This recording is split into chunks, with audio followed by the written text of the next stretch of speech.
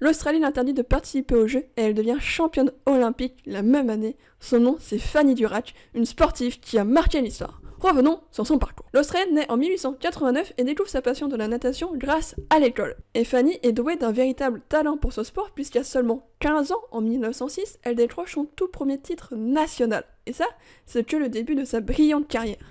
En 1912, en lisant le journal, la nageuse va apprendre que les Jeux Olympiques ouvrent enfin la compétition de natation aux femmes. Et elle veut évidemment y participer en tant que meilleure nageuse de l'Australie. Elle va donc voir dans un premier temps sa fédération pour qu'il finance le voyage à Londres, et celle-ci dit non. Elle va voir donc le CEO, et celle-ci lui répond non plus.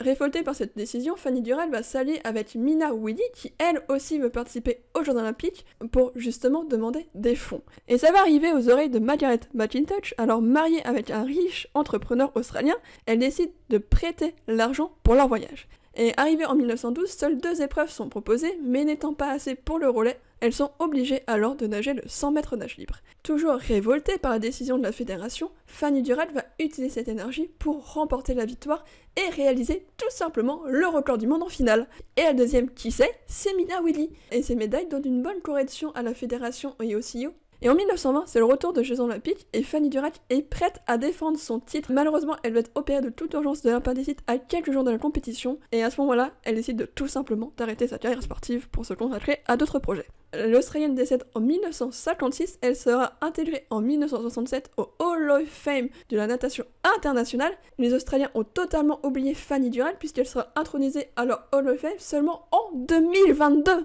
Non mais c'est fou de se dire ça. Et ce qu'il faut retenir de l'histoire de Fanny Durac, c'est peu importe les obstacles, si on a un objectif en tête, il faut tout faire pour y arriver.